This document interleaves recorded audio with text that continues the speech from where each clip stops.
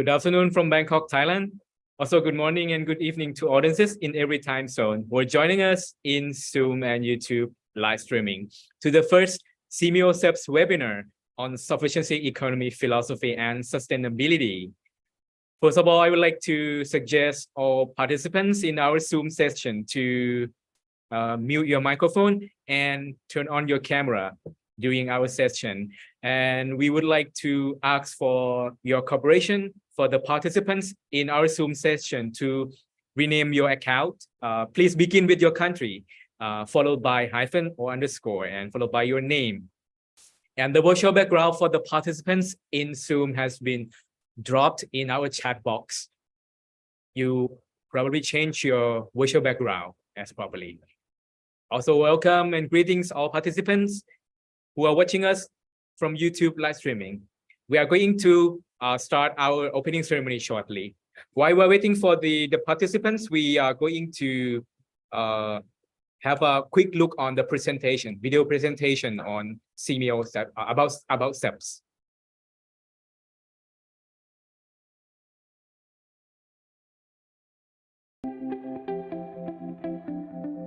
It can perhaps be said that the whole of human history on this planet Earth is a telling of one powerful story, the story of development.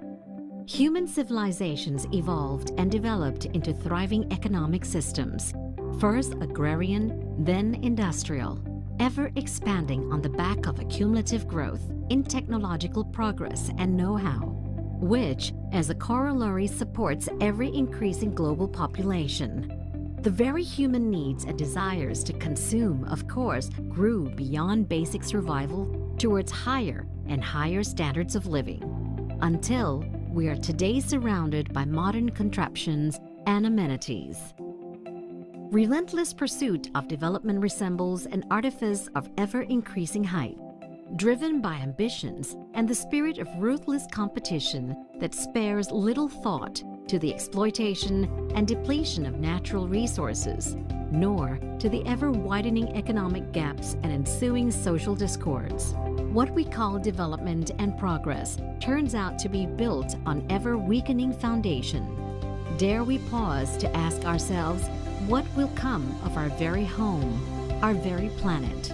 Should we continue relentlessly on this path without thinking of the consequences to our children and the generations beyond? Mindful that humanity is at a critical juncture, the United Nations representatives came to agree on a set of 17 Sustainable Development Goals to focus the global developmental efforts over the next 15 years. Upon reflection, Thailand experienced firsthand the excruciating pain from the fallout of unsustainable economic development. Of course, we are referring to the Asian financial crisis of 1997.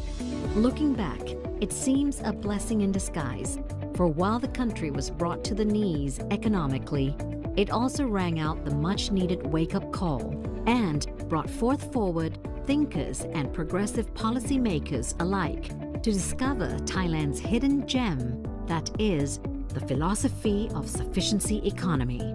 For the sufficiency economy philosophy, or SEP for short, not only presents us with a solution to a recovering economy, but indeed represents the requisite game-changing shift in humankind's mindset, one that will make social, economic, environmental sustainability in general, encapsulated in the 17 UN SDGs in particular, a reality.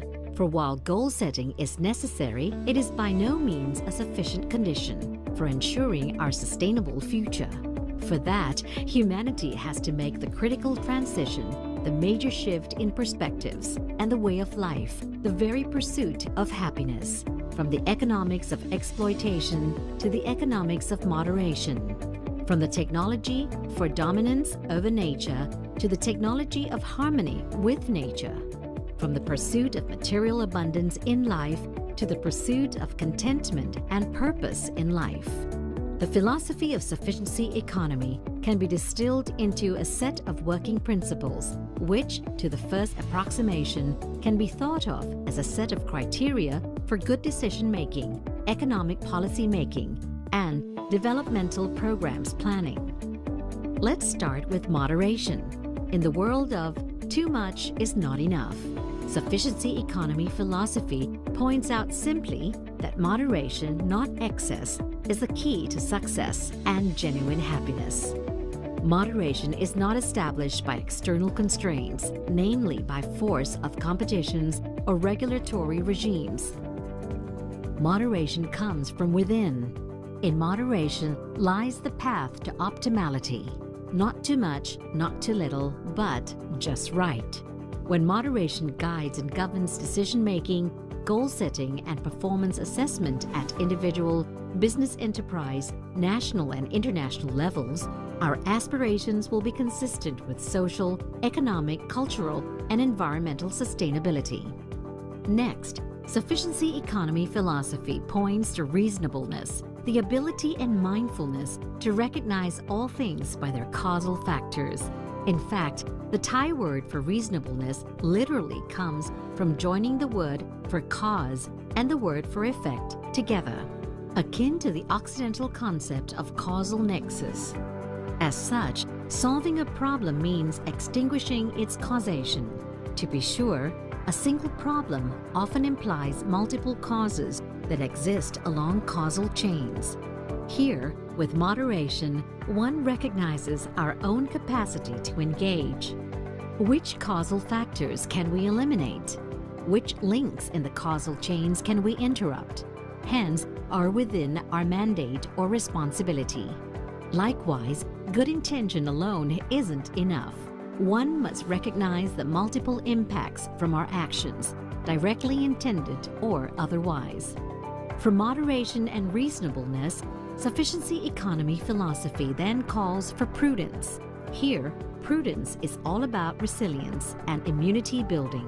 That is, much like when medical vaccination programs safeguard our bodies against diseases by making sure our bodies can recognize and have a biological defense against dangerous pathogens should they arrive. Prudence goes beyond having a sound risk management program and prepares oneself against the worst-case scenario, where even the risk management mechanisms put in place fails. But the road from sufficiency economy philosophy ideals to our genuine sustainable future is a long, treacherous one. So, when it comes to actual implementation, aside from the triple principles of moderation, reasonableness, and prudence, Sufficiency economy philosophy makes requisite two conditionalities, one regarding the knowledge and one in terms of necessary virtues. With respect to knowledge, of course, knowledge and know-how is prerequisite in all endeavors. That is not the point here. The point here is to exercise due care in specializing the body of knowledge to specific context of application. That is, mere possession of knowledge is not the point. It is not enough to know, but also to know, or rather be aware, the limit of one's knowledge, or at least the limit of applicability of one's know-how in any particular social, economic, cultural, environmental context, or the proper balance between application of academic versus experiential knowledge in specific locale, and so on. Likewise, with respect to virtues, this is not just about promoting good citizenry or ethical character in general. Here we are citing rather specific virtues that will ensure sufficiency economy philosophy brings about sustainable developmental goals and inclusive, equitable growth. First on the list is honesty, the essence of character that forms the basis of personal integrity and trust. Then come discipline, responsibility, as well as forbearance, grit, and determination. For taking the high road, being on the right path, doing the right thing takes commitment, as success is never immediate, nor without obstacles and adversaries. The good news is that these days, the force for good is growing in every sector, from agriculture to industry, business to government, public health to education, environmental protection to energy security. Progressive thinkers are coming around to the thinking and practice of sufficiency economy philosophy.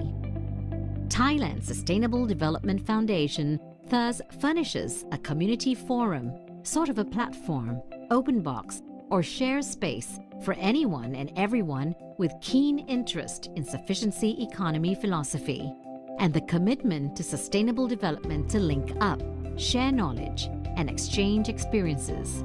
The Foundation also supports all efforts to disseminate sufficiency economy philosophy thinking and practice in a wider circle of practitioners and policymakers alike, all in a combined effort by this generation of humanity to foster balanced, equitable, inclusive growth, as well as achieve global sustainable development in the years to come.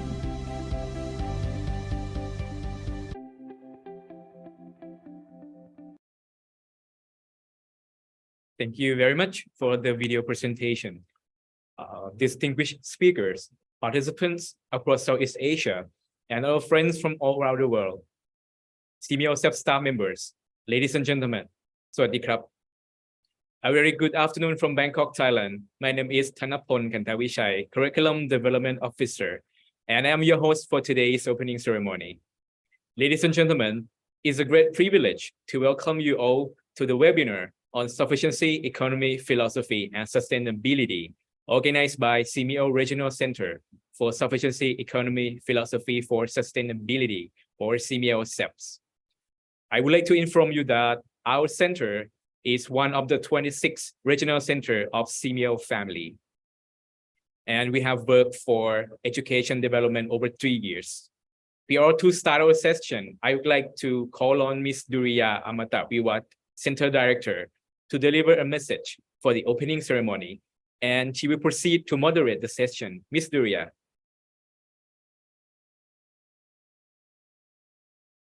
Bangkok, to all participants, ladies and gentlemen, the SEAMEO SEP is very honored to welcome all of you to our first webinar today, this afternoon. May I take this opportunity to express my appreciation to our speakers, Dr. Priyanut Dharmapiya and Mr. Suwat for your time in joining this webinar. And of course, they will share their invaluable experiences to all of us here this afternoon. As for the participants, I'm very grateful for your time in joining us today as well. In particular, our educators and teachers all over SEAMEO member countries who play a key role in shaping our future generations. The title of the webinar today aims to put our hope in you that our precious future generations will receive quality education by learning how to live better lives. Lives that go beyond making a living, but lives of well-being, sustainability, and with brighter futures. The SEAMEO SEP believes that sufficiency economy philosophy will enrich quality of education for all SEAMEO member countries, as well as other countries. We are confident that this philosophy aligns with SDGs, particularly when it comes to education. The alignment with Goal 4.7 is even stronger. Although introduced by the late King of Thailand, King Bhumibol Adulyadej, SEP is by no means exclusively applicable to Thais. Its universal concepts are also applicable to every context, every culture, and of course, every community. Today, we are honored to have two guest speakers who are specialized in SEP and SDGs. Their presentation will be covering the importance of SEP and how it links to achieving the Sustainable Development Goals. So I do hope that today's webinar will provide you with a meaningful opportunity to learn a conceptual framework of the sufficiency economy philosophy, and also you will be able to expose to some successful case studies of SEP. And now, ladies and gentlemen, I would like to welcome our first speaker, Dr. Priyanut Dharmapiya, who is currently a senior advisor of the Sustainable Development and Sufficiency Economy Studies Center of National Institute of Development Administration. Dr. Priyanut earns a doctoral degree in economics from Simon Fraser University in Canada. Among her various work experiences, she has directed Sufficiency School Center at Foundation of Virtuous Youth, where she conducts collaborated efforts among public and private schools, among public and private sectors to integrate sufficiency economy philosophy into Thai schools. Dr. Priyanut has varieties of publications in the fields of sufficiency economy education and sustainable development. At present, she is still very active in teaching, training, and advising numerous research projects related to sufficiency economy and sustainable development. Her particular involvement in SEP and SDG has made her become the chair of the Center SEAMEO SEP's governing board. So ladies and gentlemen, please join me in welcoming Dr. Priyanut Dharmapiya. So over to you, Dr. Priyanut. Thank you, Dr. Duriya. Thank you so much, the director. And good afternoon, maybe good evening to some of our friends from maybe it's more likely to be SEAMEO member countries.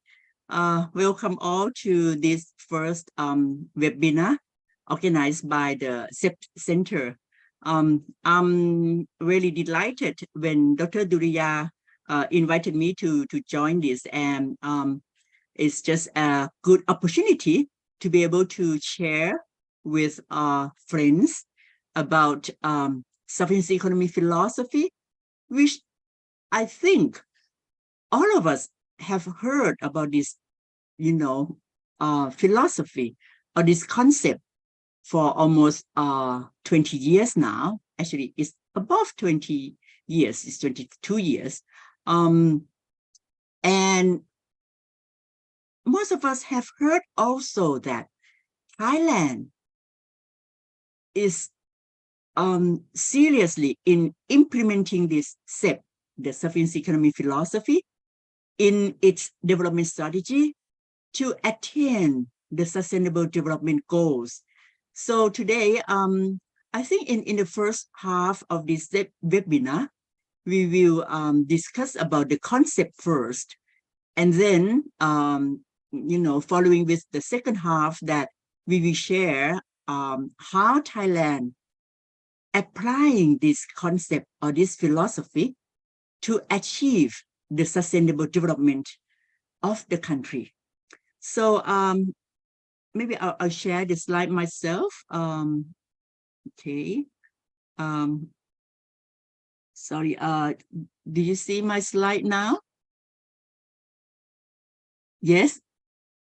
Everyone can see my slide. Okay, thank you. Well, I plan to talk about how to, not to let you know, but to make, the audience understand. This is, in the pedagogy of learning, because, we are in SEAMEO, which related to education, right? So we talk a lot about pedagogy. It's about understanding by design. So today I'll use some of the technique that maybe to assist the audience to understand how SEP can be applied as decision-making principles. There are a lot of misunderstanding that SEP is about agriculture. It's about poverty reduction. Yes, it is, but not everything that SEP is applicable to development. So I think the starting point to understand SEP is that to understand the SEP or sufficiency economic philosophy as decision-making principles and how to use it. Then if I think the first slot allocated for 20 minutes, if I have time, I will talk a little bit about how SEP comes into Thailand via the great King Bhumibol, the late His Majesty great King Bhumibol, experiences of his development work. So maybe I'll spend time a little bit on that. And on the second half, maybe we can share how Thailand applies SEP in its own development. Well, first of all, for me, I'm a scholar on SEP right now, although I work in many various dimensions of research, but SEP is my main scholar topic. Always consider that SEP is a way of life. A way of life is that, we work, we eat, we dress up, we commute, we buy things, we share our happiness, we do everything in our lives based on this SEP concept. This is why we say SEP is a way of life. And when we apply SEP, it is aiming to progress our life with balance and resilience, not to make money only, or not to be happy only. It includes all of that. But the most important thing is to balance, to keep balance in life. And balance is not enough in this kind of world that, we always have these changing conditions. We can see that it's so hot right now in Thailand, in Bangkok, because, of the people may say it's about a climate change or, El Nino or what kind of ever. But all this changing of the, socio-economy or, this climate changes, we have to be resilient too. So balance and resilience is the goal of a way of SEP lives. I put this, a cup of coffee picture in here. Well, I presume that, the majority of, I don't know, our friends here get up in the morning, maybe in Thailand, we drink coffee in the morning. And what is the right amount of coffee for each of us? For me, it may be just one cup of coffee or maybe one shot. But for some person, it has to be a big mug of Americano, what kind of ever. So just enough, just sufficient in terms of quantitative. It's different for each of us, right? But we know that what is the right amount of coffee in the morning for ourselves? Just sufficient. We know by our heart. You see, it is our life, right? And not just only the amount, the quantitative. How about the quality? Just right. We say just right. The taste, the aroma, the temperature, Somebody would like to have, espresso. Someone may drink, latte in the morning, or just talk about coffee, right? I think all of us share these experiences, right? Just the amount is just sufficient and the quality is just right. Then we have a good cup of coffee in the morning. That's almost sufficient already based on sufficiency economy philosophy, but not yet. We have to think about unexpected situations.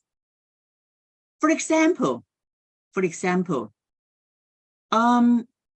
we, pour the hot coffee, sometimes, I don't know, but, someone may experience, just burn yourself because the water is so hot.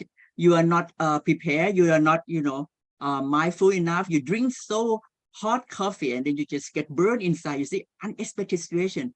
Or sometimes, we didn't check last night that we still have, enough coffee beans in our kitchen or not. So in the morning, we turn out, to get coffee. Oh no, there's no coffee left in our cupboard. You see, unexpected situations. It means we are not resilient in this sense, you see? Balance in terms of just right amount, just right taste and, just the right temperature. It's not enough. You have to prepare for the unexpected.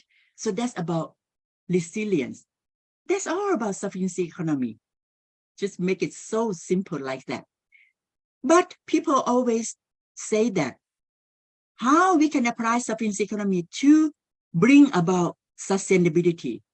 Then let's go to this. How can we drink a cup of coffee in the morning every day? And it can make good for ourselves, for society, for environment. Can we really do that? Yes. Think about SDG 12, responsible consumption or responsible production. But as a consumer, we can think about responsible consumption.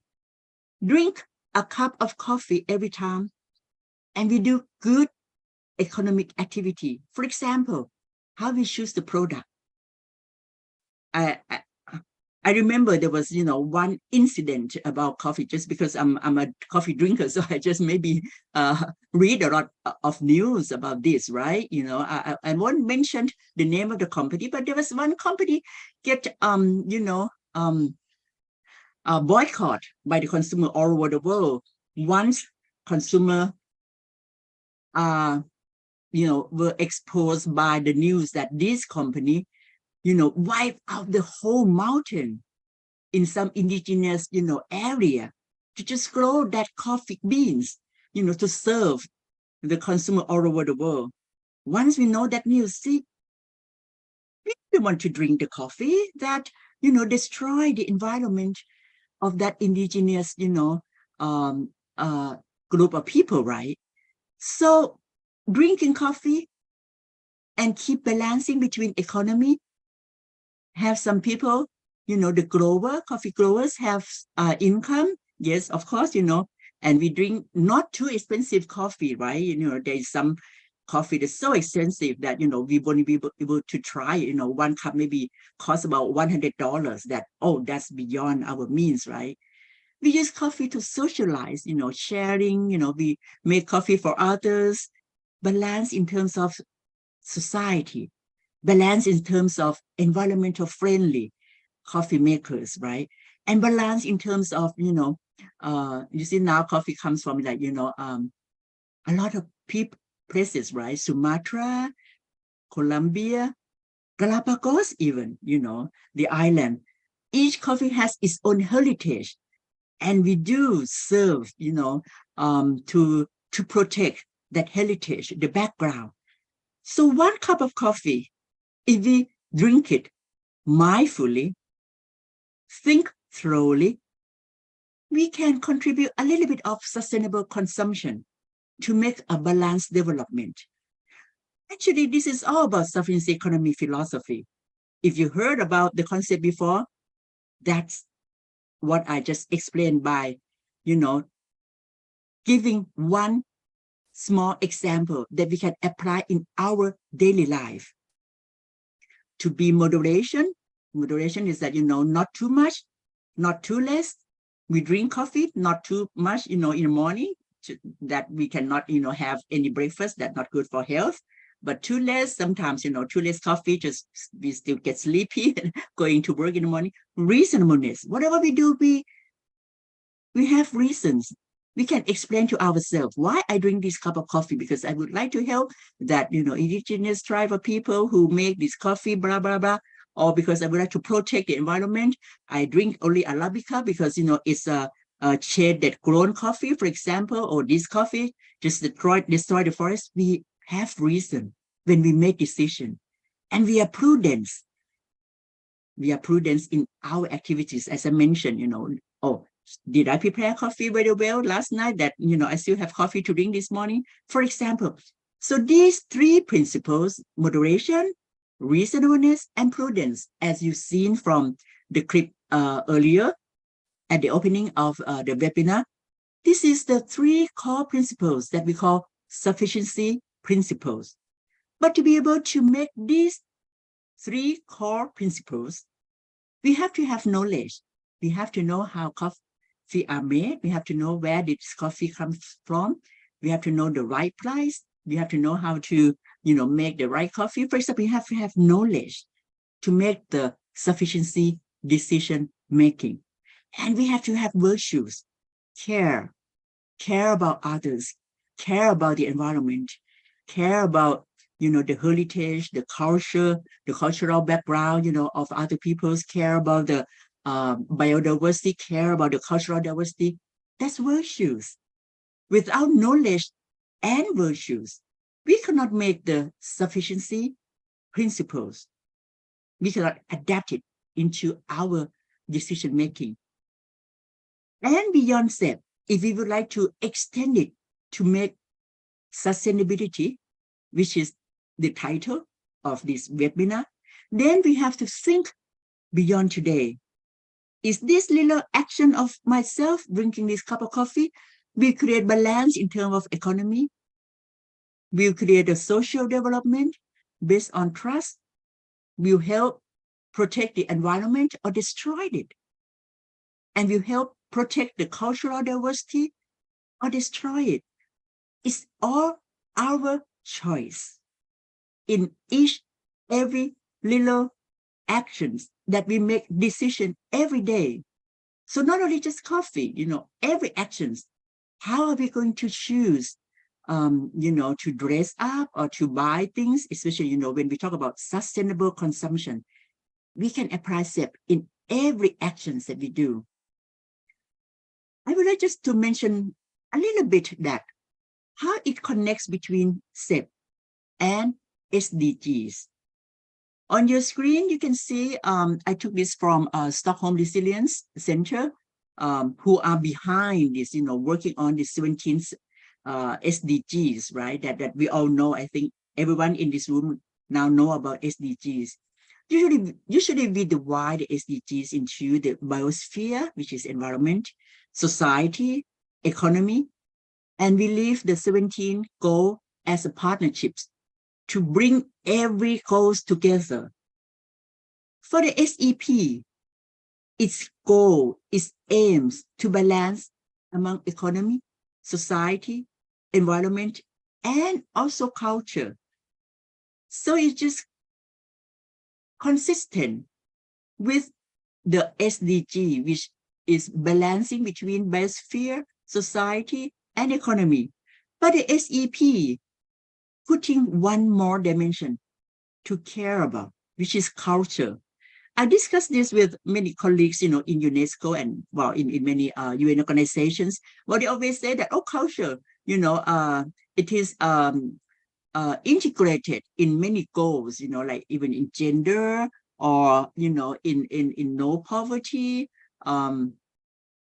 But for SEP, His Majesty King Bhumibol derived culture is the one of main dimensions that we have to think about when we are going to make any decision on development project. We always have to consider the cultural aspect. Is it going to help nourishing the good cultural heritage? it's going to destroy it.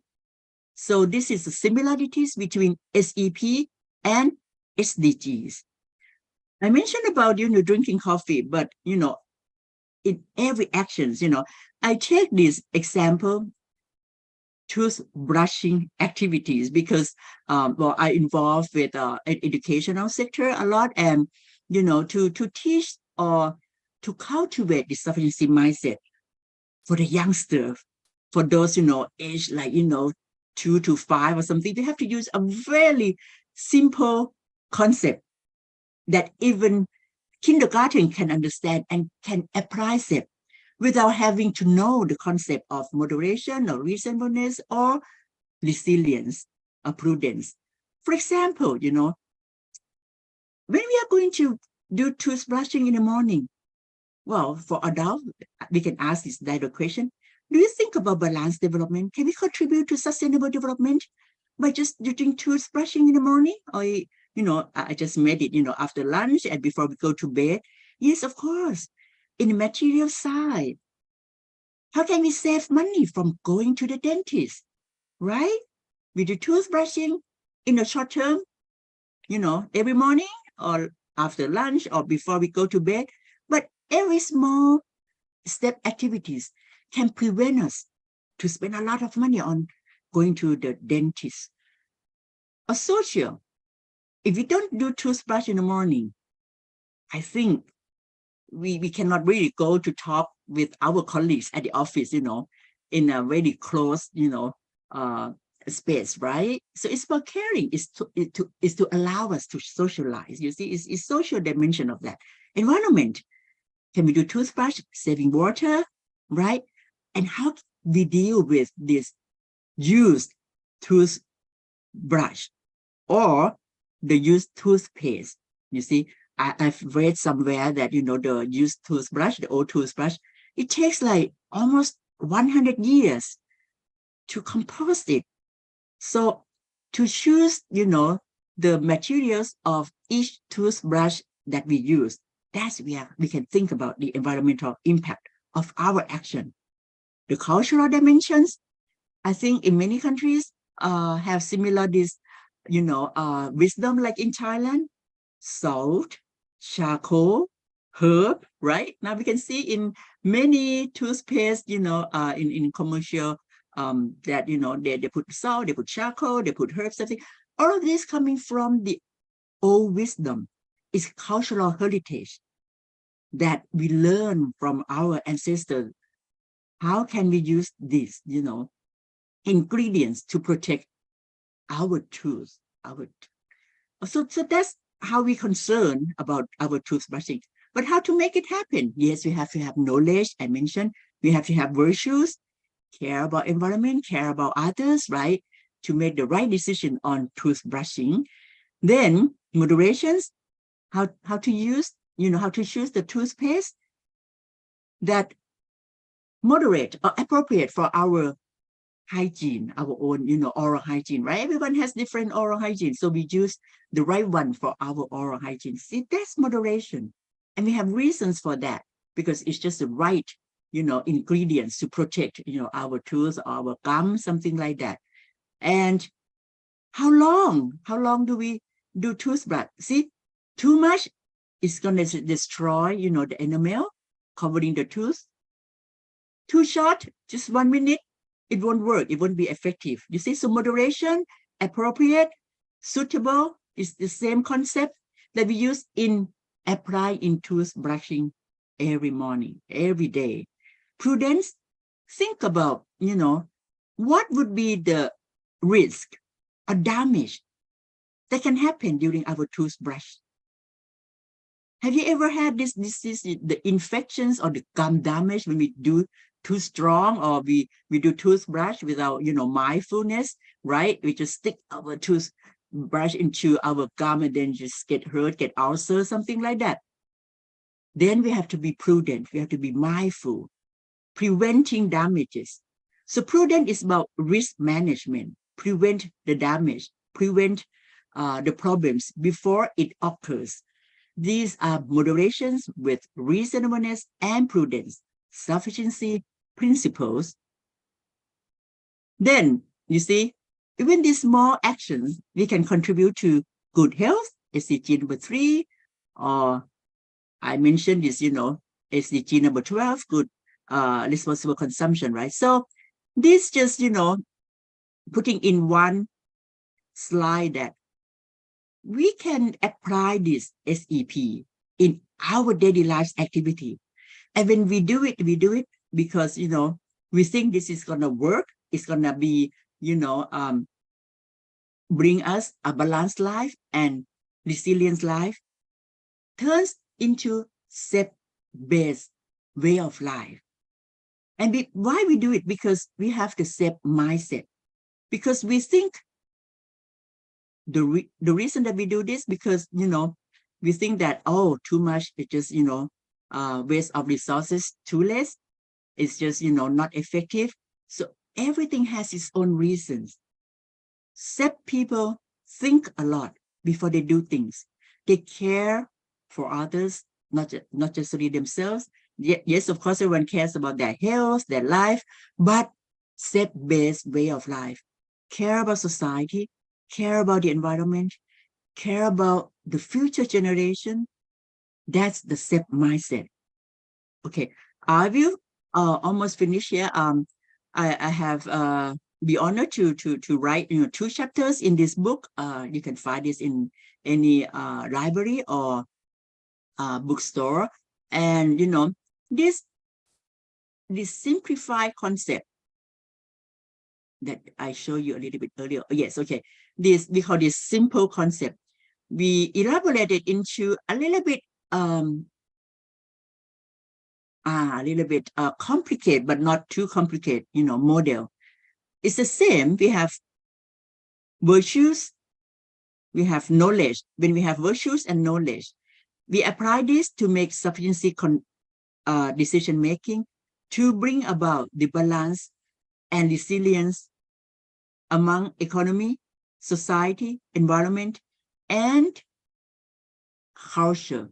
And at the end, it gives rise to self-reliance people. It gives rise to sustainable development of the society.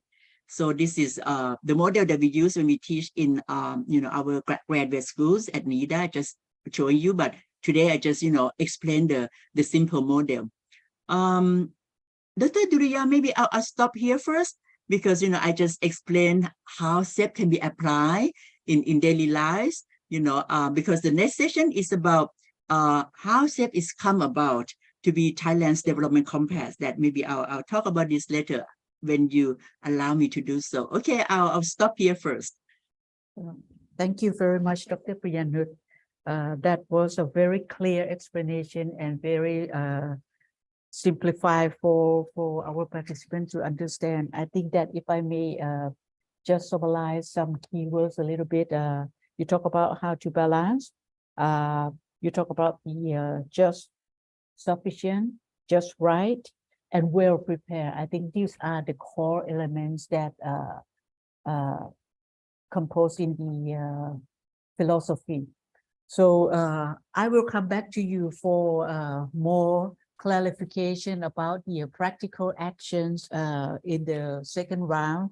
But now I would like to introduce our next speaker, who is very keen in the international arena, Mr. Suvat Jirapan, who currently at the Chai Patana Foundation, and he works as the Deputy Secretary General of the foundation. Let me just briefly tell you a little bit about the role of the foundation. This foundation is a non-governmental organization addressing some challenges and provide responses through various development projects based on the integration of the philosophy. And right now, Mr. Suvat also serves as the Senator of the National Assembly of Thailand. And prior to his retirement from diplomatic career, he had extensive experiences in many posts abroad. For example, if I may just put some example, he was the ambassador of Thailand to Turkey.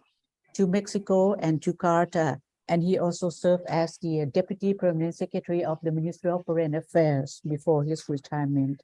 So with wide experiences in international arena and experiences with the Chai Patana Foundation, I think that I believe that he will share his experiences and his expertise in some practical cases and activities with the integration of the philosophy.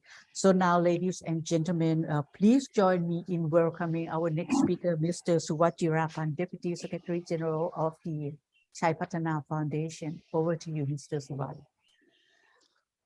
สวัสดีครับ Good morning and good evening, directors of the center, Kun Duriya and Dr. Priyanut. Today, I'm very honored to be invited to join this webinar. As Dr. Priyanut already mentioned about how the sufficiency economy philosophy has come to the concept and the paradigm that His Majesty the late King Rama IX has introduced.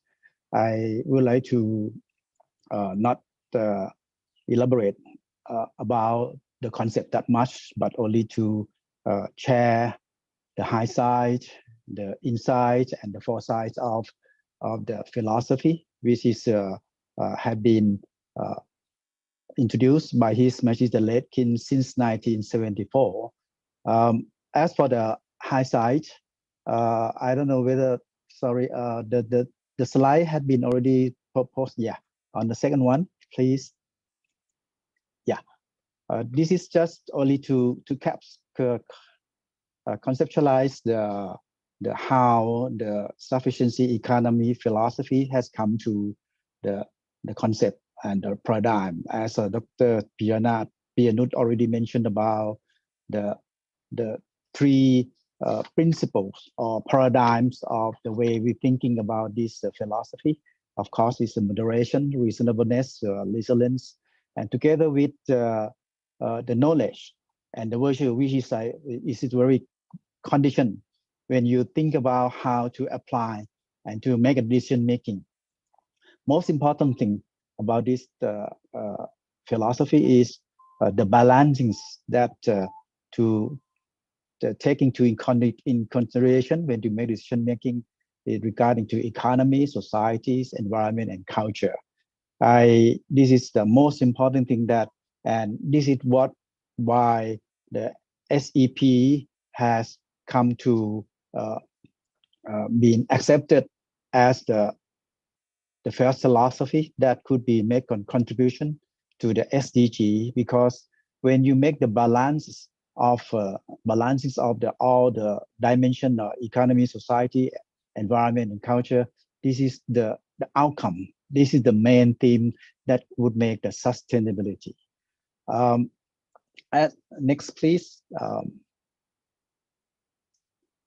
This is, I would say that the narration of the philosophy of sufficiency economy, with His Majesty the late King King Rama IX, that had approved for making publicity. I would like to elaborate important thing on this issue. When His Majesty the King introduced the philosophy first in 1974, I would like to draw the attention to the participants to what had happened during that time during 1972, 73, 74. First of all, the factor relating that the globalization that has been around the world, a lot of change had occurred in Thailand and also in around the globe. For in Thailand, we have a big change of the democracies and also the impact that had been caused due to the national development plan that had been developed, which is mostly focused on infrastructure developments, about increasing our capability of economy. We focus on how to make the infrastructures around the countries, and that had caused the deforestation, and that has caused encroachments for the forests. And also for the external factor, if you may think, follow me, during that time, there a big conflict within Southeast Asia and all over the globe about the Cold War. We have the fighting in Vietnam. We have the oil embargo during 1973. And it's all these things. His Majesty the late King has this slide. I would like to emphasize on first the warning that had been warned by His Majesty the late King about the globalization impact, and also the how we can protect ourselves from the impact of internal and external change. This is how we can prepare ourselves, and also as in the three paradigms on the resilience or how we can make a risk management. This is very important, and this is a warning that His Majesty that deliver and introduce to the people and to the society how we can prevent from rapidly change and disruption. As you can see, if we neglect the balancings of the 4 dimensions, that would cause a lot of chaos and disruption that we have faced on around. And His Majesty important message had keep time and time the warning of 3 key, as I mentioned. First is globalization and the impact, and how we prevent from that we have to prepare with all the principles or the paradigm that we have to think about of moderation, reasonableness, and make the protection. And when we do the decision making, the knowledge and virtues is very important, because if without the knowledge and proper, we can make the not the right decision in preventing what would have to in face of the rapid change around the world. And the last thing that has His Majesty has making the emphasis on is to balancing of economy, society, environment, the culture. As Dr. Priyanut had already mentioned about the culture, which is why, because in country Thailand, we have a different cultures around the country, either from the northeast, from the south, which is we have to care about how whatever the development decision making that we would like to do have to be making this balancing together, because without a balance on these dimensions, these 4 dimensions, it would make that our life and environments and how we living imbalances.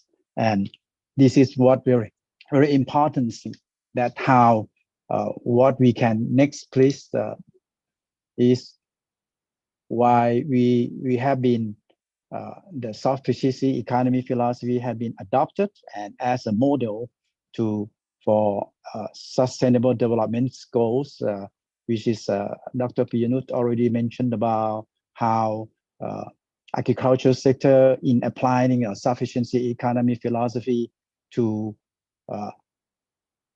make progress in the SDG, either item number 1, number 2 on the poverty, on the hunger, on the life on land, and also on the several on the healthy community as well. This is what just to introduce to you at this moment how it can be contribute to sustainable development goals. And I would like to go for the next thing. Next slide, please. And the progress since as I mentioned that His Majesty the late King had introduced to us since 1974, but the concept, the philosophy, not very much been heeded by the people. But until 1997, when Thailand faced with the financial crisis, and since that time, the concept of sufficiency economy philosophy have been embedded not only our national economic and social development plan. I think the plan number 19 from starting from 2002 is a 5-year plan, and that since then national social development plan have taken care of the concept of philosophy, not to do so much, not to do too little, and also to make balance of the development itself. And as you can see that Thailand, the progress of in SDG development goals has become index ranking the number 44 around the world, and we are the first in ASEAN and also the number 3 in Asia. Has caused why I think in 2016 when Thailand hosts the G77 summit, the G77 groups of 77 has adopted the model of SDG as the model for sustainable development goal. And also in 2019, we had the ASEAN Center for Sustainable Development and Studies, as well as this SEAMEO Regional Center for Sufficiency Economy. I would like to share with you at this moment that this is how the progress has been made with the concept that been adopted by either in the Constitution, in the National Development Plan, and in national strategies, as well as all the entity, both the governments as well as the private sector. I will come to later how we apply this and how the success story that had been made through applying the sufficient economy philosophy. Next, please. His Majesty the King's Rama the Ninth not only introduced the concept, the paradigm that would help our people for the sustainable developments, but His Majesty already also introduced how to do, demonstrating how to succeed that. First, His Majesty introduced the Loyal Development Study Centers, which is comprising at the moment we have 6 centers around the countries, depend on the physical, geographical environment and the society and cultural. I would like to introduce a little bit at this moment for the area that His Majesty that had make first 2 on Kungraben Bay. Next, please. Which is the area that we have introduced how applying the sustainable sufficiency economic philosophy to help revive the environments and the agriculture in the area, because in the Kungraben area had been problem of deteriorated coastlines of mangrove, mainly from the shrimp farming with overuse of fertilizer and chemicals.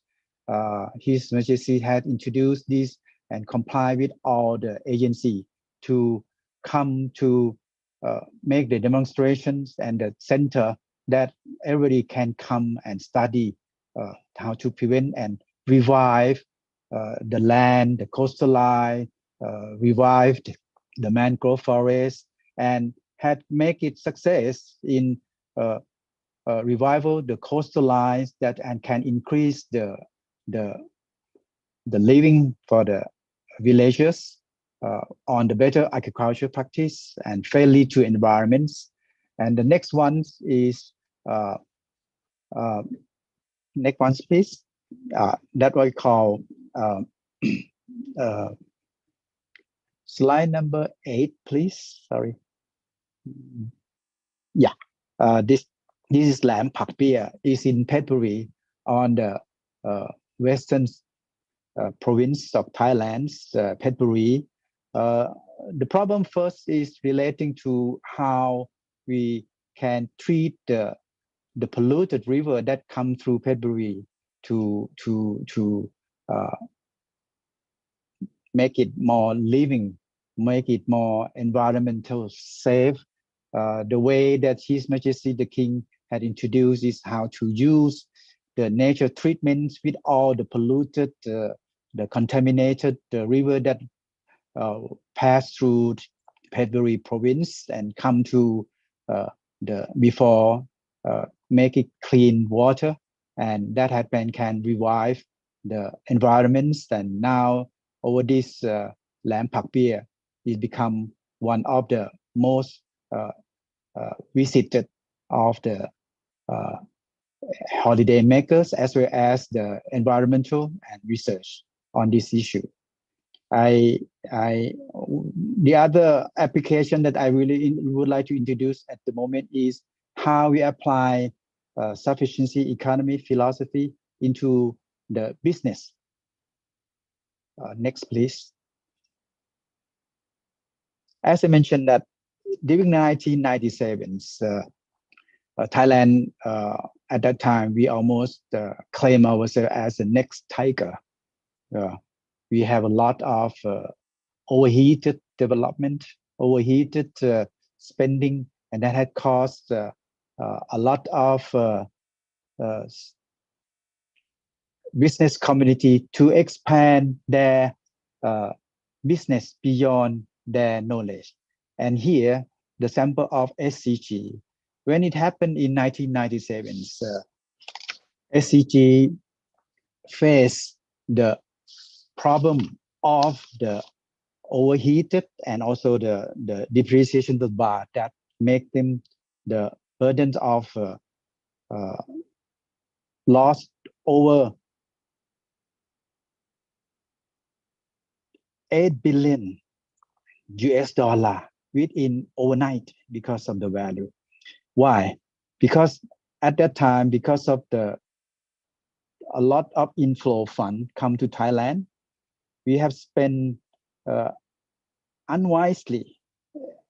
Example, SDG itself, they have made it the business beyond their knowledge, beyond their expertise, and to help them out of the financial crisis. The SCG had cut out several lines of business they are not used, and they are not keen of, like a TV screen, making the glass, also the business on iron. Now, with that applying of SEP, sufficiency economy philosophy, SCG concentrate on their own interest, on their own expertise and their knowledge, and make it moderation only to chemical and paper and cement, as well as the building material. This had making SCG come back to become one of the very profitable in Southeast Asia, and have the branch or operations in several countries in Southeast Asia. This is how they apply sufficiency economy philosophy into their business. And to make the protection, as mentioned, is one of the key paradigm of the principle of sufficient economy philosophy. Since then, SCG Science Siemens Group also invest more on innovation, invest more on technology, as well as human resource to prepare themselves for any abrupt change or crisis that might happen. And this is have come to, I would like to introduce at the moment for 3 lines of business or 3 lines of activity that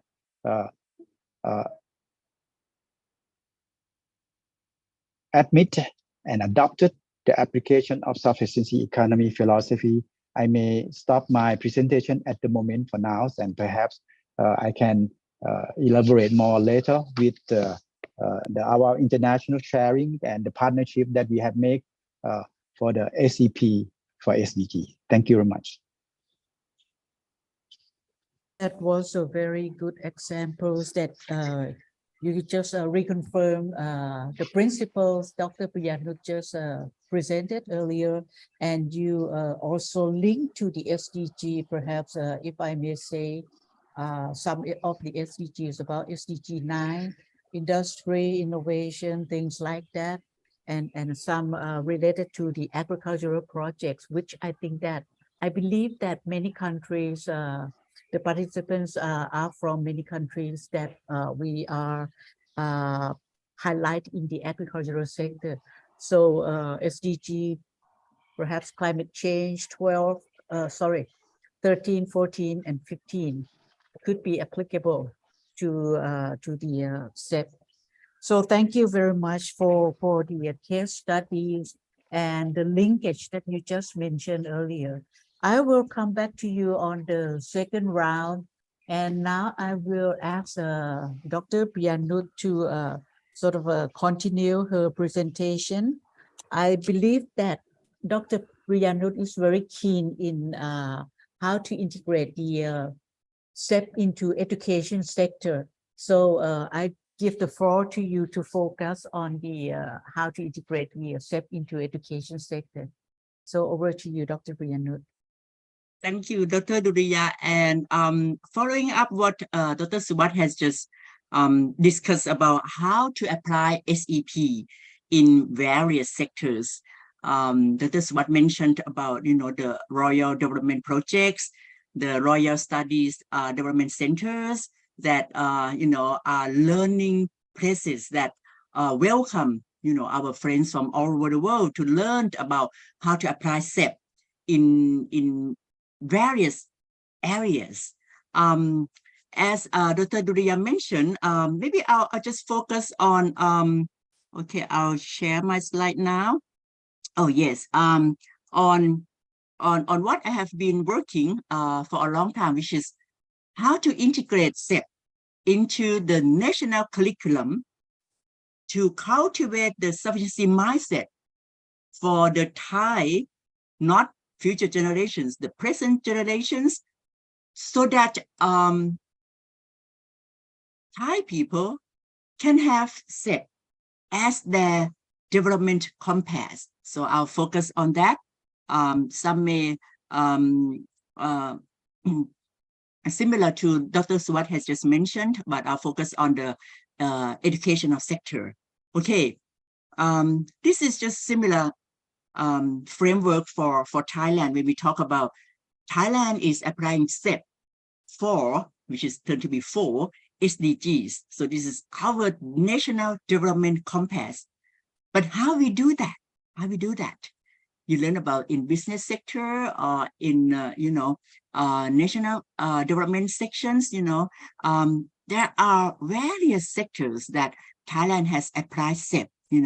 At the national level, at the community development, in education that we focus right now, in doing business, and even our cooperation abroad, through TAICA or Chai Patana Foundation that Dr. Subat is presenting today.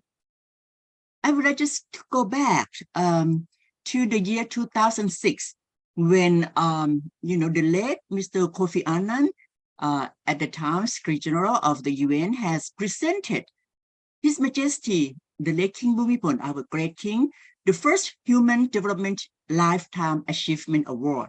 And I think that was the only one award that has given from the UN. At that year, 2006, you know, the UNDP has produced a book called Thailand Human Development Report 2007, you know, as a commentary for that award that UN has, you know, bestowed, given to our king. There were 6 messages from that report. And one of it is that sufficiency thinking demands transformation of people's values and the mindset, which is necessary to advance the human development. And this is not only for Thailand, but for, you know, people in the world who are serious about sustainable development, and if they would like to apply SEP as a compass. And that's just ring the bell to Thailand. We work on that, but we have come to focus that how we can strengthen human development in educational sector by integrating SEP into the curriculum. Before that, you know, Dr. Swat has mentioned that, you know, the SEP, I'll just go through quickly. Sorry, this is my, I prepared before that. King, you may wonder, you know, if you are not in Thailand, so how did SEP come about into Thailand? You know, before I talk about educational sector, because these stories are taught and are learned in Thai schools, you know, at about grade 9, Thai students learn about how SEP, you know, come into place, you know, through His Majesty King Bhumibol address, you know, to the nation-wide televised audience. You know, we learn what the king has mentioned about development, and we learn from that. And what happened is that, you know, Thailand was ranked, you know, one of the 13 countries that achieved 7% growth for 25 consecutive years. And that with economic growth very high, what have happened to Thailand during that time? These are all the figures that I, you know, derive from this book, right? This Thailand Human Development Report. You can, you know, just type Thailand Human Development Report 2007, and you can get, you know, this document for free, you know, from UNDP's site. You know, it has discussed that, oh, Thailand has a very high growth rate for the past 25 years, but when we hit the economic crisis, which we call Tom Yam Kung, right? You know, now Tom Yam Kung is very famous, you know, Thai dish, right? But at the time it's called Tom Yam Kung crisis. Thailand just hit, you know, minus 13%, you know, on the year 1997, 1998. But before that, you know, and the king has just mentioned about this crisis. And what happened is that with the high economic growth, what have the country been sacrificed to achieve that high growth? The environment, the natural resources has been depleted. The forest has gone, you know, from 75% deducted to only 30% during that high economic growth. What happened is that, and you know, there are a lot more about the social dimensions, about the crime rate increase, you know, and the social value has been changing. His Majesty has seen all of this from his work experiences, from traveling throughout the country. And that's why we say that sufficiency economy philosophy came from His Majesty King Bhumibol development experiences, and he come to the idea that what would be the principles that can guide Thailand's development towards a balanced development. You see, before it was imbalance, right? We have a high economic growth, but we have deteriorating environment, social values, and the cultural heritage has been ignored. So he calls for a more balanced development through his idea of sufficiency economy philosophy. And let's come to this, you know, concept that we put into this framework. So, and how can we get our next generation or young generation learn from development experience in the past, that if we try to achieve something too extreme in the past, it's economics. And we have to sacrifice so many things like environment or social values or cultural heritage. Yes, we come with an idea to integrate the SEP into our educational system. But education is not just about to learn and to memorize things and to go to tests. It's about cultivate the mindset. It's about cultivate the way we should see the world as it is. So this is the way SEP look at the world. And it's what we call sufficiency mindset. You may think, why moderation, reasonableness, and resilience? Those are the questions that I questioned before, and I came to this answer, through my research and my dialogue with many people, close to the kings. Because resources are limited. Do you agree with me? Resources are limited. We are talking about climate change, we are talking about SDGs because resources are limited. Good ideas are limited too. When resources are limited, we have limited income, we have limited saving, we have limited resources, forest, good soil, good water. What should we do? We have to live within our means, and we have to know how much do we have? What are our capacity? What are the conditions? So moderation is about making a decision suitable with the conditions facing us today and tomorrow and the future. Because when we talk about resilience, we always have to think about the future. That's why appropriate technology are working well with moderation concept, with sufficiency economic principles. Reasonableness, what is reasonableness? It's about to have reasons when we think, but what are the reasons should we think? It's about thinking that all actions has results and interactions. All actions have causes and effects and impacts. Whatever we do, think before. Why are we doing this? And if we do this, what would happen to ourselves, to our project, to the society, to the environment, to the world? Think thoroughly. Think thoroughly. Think reasonably. Consider all causes and effects of our decisions. That's reasonableness. Resilience, because everything is always changing.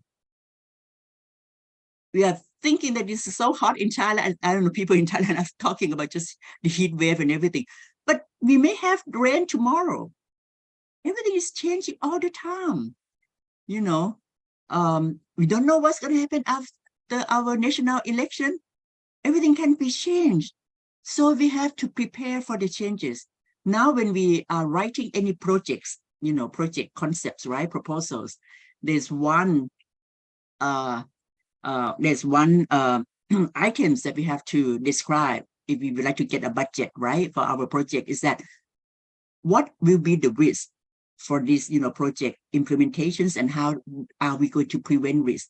So risk management is necessary in our action right now. That's the resilience mindset and action. So these are the 3 sufficiency principles. And why 4 dimensions? Why we have to think about balancing things? So this is how we teach our students.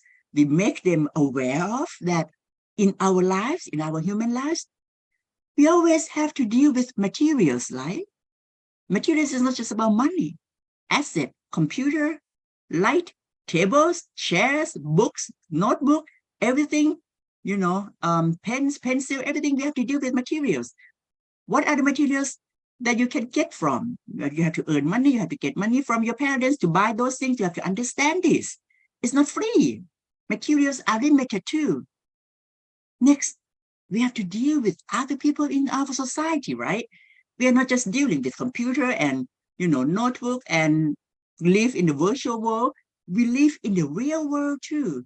There are people in our society, our family, our friends, at work, our colleagues and everything. And society at large, our nations, our people in the world. We have just one world. Think about all of that. We are not alone in this world. So whatever we do, think about what will be the impact of to other people in society that we are living with them in this present time. Next, natural environment. We cannot live without natural environment. We cannot live, this quality of life without good air, without the forest, without the rain, without good, quality of water or the soil, So natural environment are so precious for humans' life. Be aware of that. And we learn this through the subject of science, the subject of many activities in, project-based learning. Learn about natural environment, how humans connect with environment, and how can we preserve and conserve it. Lastly, the heritage. We are being Thai country today as it is. We have many cultural that we are cherished of, Songkran just passed away. These are the heritage that our ancestor has bestowed to us, and we have duties to pass over this, precious heritage to the next generation. Is cultural capital. Today, people call it, soft power. Soft power, like what? Food, art, festivals. These things can create income for the country too. But in fact, it made human beings be fruitful, be having meaningful. So these 4 dimensions are very important in human life. We put this into our curriculum. Students learn about the right view of the world, see how we are connected and interconnected with these 4 dimensions. Then we have to come into the way we think that we are not living a harmful life to others, to environment, to culture, or to the economy, and turns to be SEP in education.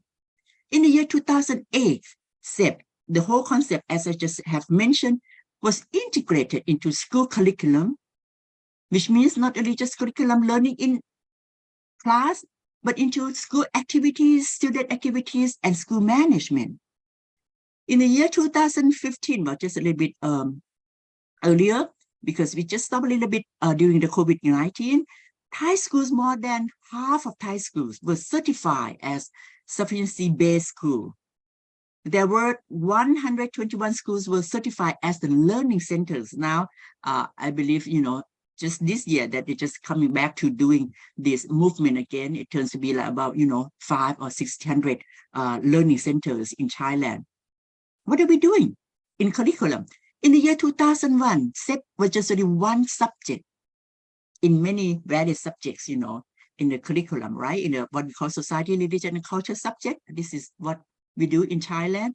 But in the 2008, we have a change of Thai curriculum. So the 2008 Thailand's basic core curriculum put SEP as a character. So education is about character building. And the goal is that to cultivate, to transform students, Thai students, to have SEP as their guiding principles. This is how SEP is integrated into Thailand's curriculum. So the year 2008 National Basic Thailand's curriculum has put SEP into its guiding principles. And, I'm showing this. In the year, normally in the world, every country always have, modify or maybe change the curriculum every 10 years. Thailand has done it too. Now we have a new curriculum, but not things has changed, just, reduce some of the indicators, something like that. But SEP is always there. SEP is one of the characteristics that is the goal of curriculum, that learning activities should apply SEPs into each learning activities, into SEP, into management of schools, into learning in class, so that students cultivate the mindset and behavior based on SEP until they have SEP in their ways of life. And that's why I mentioned that, you know, when students brush the tooth, they use the principles of SEP into thinking and preparing and doing their toothbrush every morning. That's how we apply SEP into activities, learning activities. And I just mentioned one more thing, because now I'm working on 3 research projects on SEP in community development. And it's the area that SEP has been applied, and I would say, you know, quite successful. The concept of apply SEP into community development is that development has to be step by step. First of all, the first step is that people should be able to live by themselves, to be self-reliant. Each household should be self-reliant. And that's why there are activities that, you know, assist farmers to have, you know, small ponds in their area so that they can be self-reliant in terms of water supply, something like that.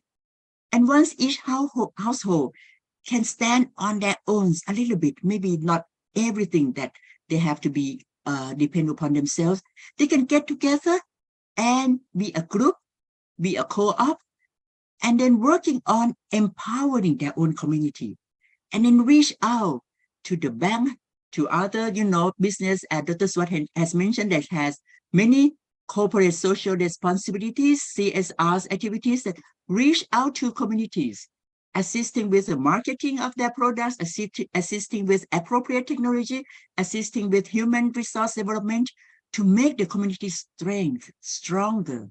So that's how SEP is applied to create a sustainable community development. We call it 3 stages approach. So that's what you know, I would like to just sharing with our friends today about how Thailand applies SEP into its educational sector and community development. The floor is back to you, Dr. Duriya. Thank you.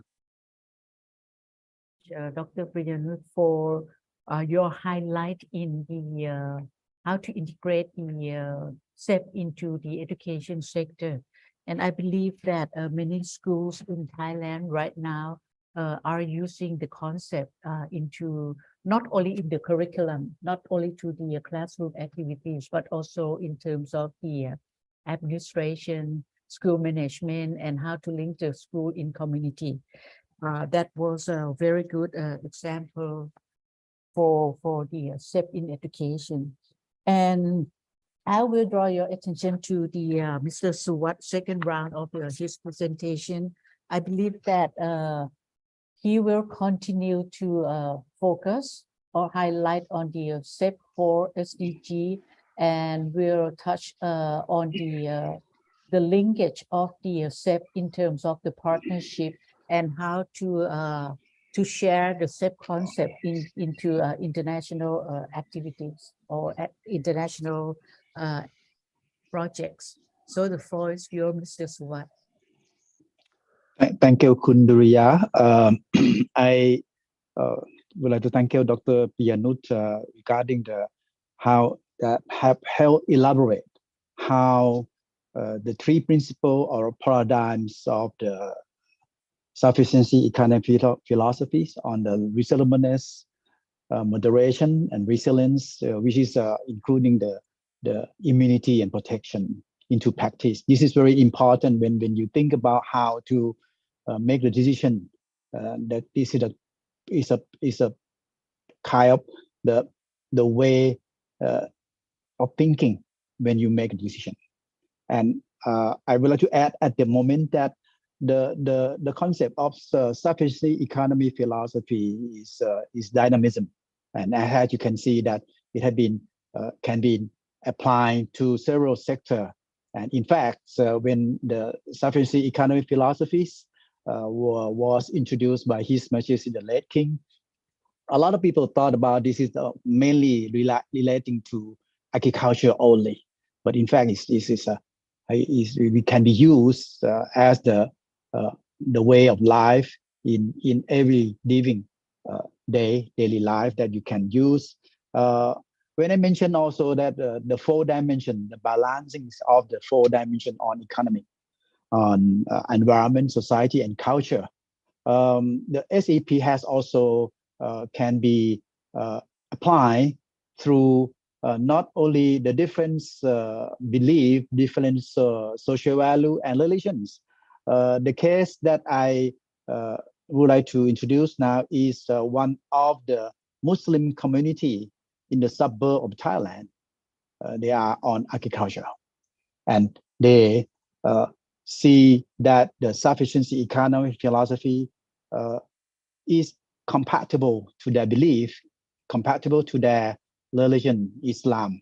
And in this society, they have come all together to make use of their community with the how to apply, which is in 1992, His Majesty has also introduced the application of the sufficiency economy philosophy into the theory that what we call the new theory. The new theory is, of course, is specifically on how the normal family of farmers can make the living and can be on their own. Perhaps a lot of people may heard that how we allocate the piece of land that the villagers or the farmers own it, and into important thing is about agriculture, of course, is the water. You have to have enough water resources to make use of your farming. Also, you have to make the another 30% regarding the how to use the rest of the land, and also how to making the farming the land, as well as how to managing their own household use. This is the concept of what we call the new theory on agriculture. And this community in the suburb of Bangkok has embraced this concept, and they have made it successful. Now they can living and they can stand on their own. They can help themselves and also make the networking, which is another step of the new theory on agriculture, which is to make the networking. And once they're improving the networking with their neighborhoods, and also next step is on the how to making the marketing. This is the key, how to they can making their agriculture sustainable. I would like to, if you have a chance to come to Bangkok, you can visit this community, which is not very far from Bangkok and very, very close to our new international airport, which is not new. I mean, we've been using it for over 10, 20 years already. This is the key elements of sufficiency economy philosophy applying to different culture, different religions that can be used. And next, please. It's also this about the PP model. PP models, if you may recall, is very, somebody may know that it's made use of the footage of the movie by The Beach, if I don't miss it, by Leonardo DiCaprio. The area has been very popular for the tourists, and they had make it very unwise and I would say moderate in using, and the coral reef over there and environment had been was deteriorated a lot. And the PP model is the people, the villager over there, they have come ourselves to starting to making certain limitation of the year they can use this result, and with all the health of the villager itself, as well as the government and the local authority, to revive, I would say, revive again environment by making limitation over the year, which month of the year that you can have the visit. And this is helping to maintain, and they can still, and the sustainability to welcome the tourists. Next, I would like to go to partnership, international partnership. Which is also one of the SDG goal. I think goal number 17.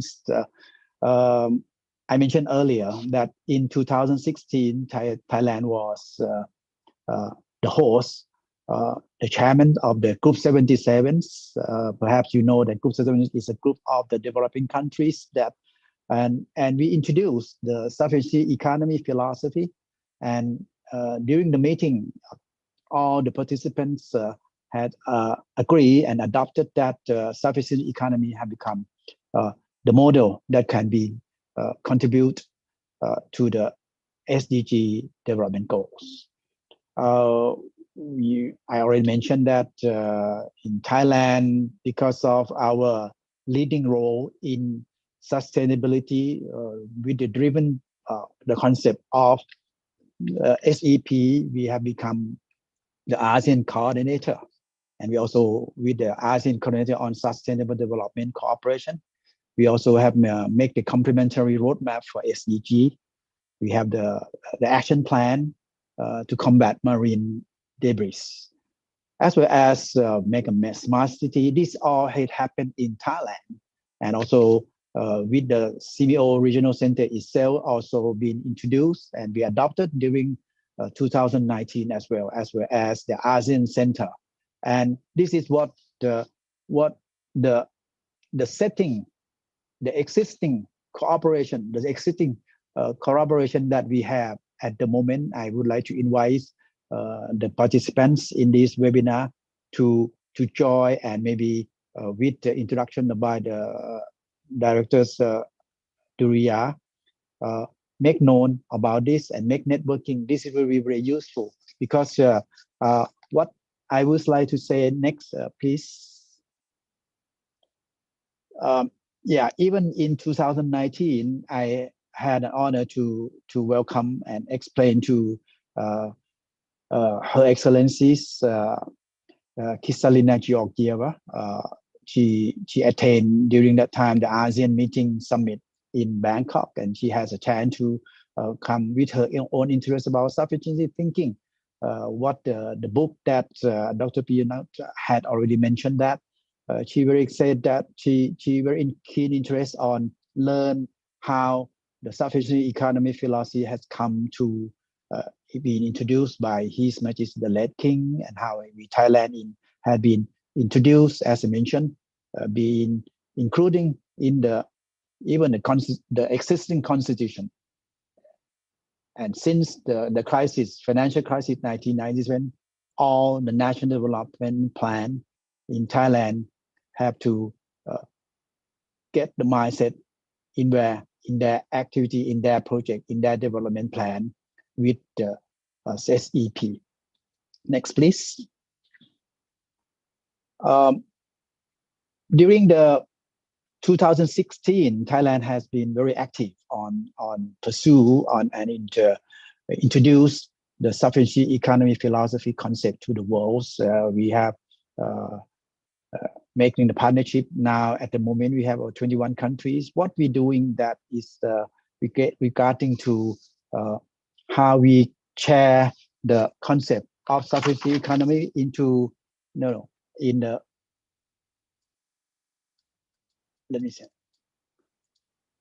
into sharing with our colleagues around the world. At the moment, we have, as I mentioned, 21 countries. We have several type of 6 learning center in 3 countries of partnership. We have 17 community development project in 16 countries, and also we have what we call annual international training course, as well as we have the postgraduate program. This is made available by our Thailand International Cooperation Agency, which is part of the Foreign Ministry, to share to our friends around the world. At this moment, I would like to welcome if the participant interested to maybe contact our embassy nearby you to join and apply for all these programs that can be made available to interested partner. Next, if Khun Duriya may allow, I looking for the future, because at the moment we are living in a very disrupted world. A lot of things change. What we haven't dream about, that we face the trouble from the COVID, that can be not just something that we have to making preparation. And this is also in terms of education. I humbly submit that for the challenge on education, you may see that with the changing of demographics in societies, like in Thailand now, we have completely enter into the aging society with the 20% of our population aging, and this is how have make change into the how the people learn. You may see that you can now learn a lot of things through online or through social media application. And beside that, on demographic, we even have the less enrollment rate. This is how we have to prepare ourselves. One thing that you may have heard, if you want to know anything, you can come to Google. And now you can see even have the chatbot, AI. And the AI has now become not only to give you the information about what is the fact it is, but it can be with the next generation, with the new generation of AI, which is generative AI. It can even analyze. And this is how the way of learning has been changed. And of course, the content of the study would be more not only for the new generation, which is less and less, but also the aging society. The content that we need to learn is how to making the healthy living aging. This is what the challenge that we are going to face. I would like to submit it through you all people, the participants from the education fields. And also, as for Thailand, we consider also how to making the learning that could be suitable to the development, suitable to especially in Thailand, we have been in the middle income trap for several years, and we are in the very ambitious program to make ourselves out of the middle income countries, and we have the new S curve, as you may have learned that Thailand become the major or the hub of automobiles, but combustible engine. Now we have turned into EV, and this is also including another thing like medical also, and how we can making our people living more, not the curative approach that we can pursue on, but we can to be preventive, and all these things that how we can improve. And the way of the improve the skill of our human resources also make a reskill and upskill as well. And last but not least, I would like to humbly submit for the consideration is how we integrated sustainability value into the society. I'm glad that Dr. Priyanut had already mentioned about in Thailand we have the program, the curriculum that relating sustainability into the even in the school, and that would be for the future that we can believe with the sustainability. Before a little bit, I would like to next please introduce about foundations. This is for the reference which we have perhaps a lot of people may learn that back to the slide number 16, please. Yeah, this is the emblem, loyal emblem, which is designed by His Majesty the late King himself. You may learn that we have His Majesty the late King over 4,000 or almost 5,000 projects around the country. But as the purpose of having the Chai Patana Foundation as an NGO, and we not the government office. We don't get the government budget. We only, according to His Majesty the late King's concept to introduce the foundation is to be the forefront and like quick to respond to the problem that the people or the villagers face.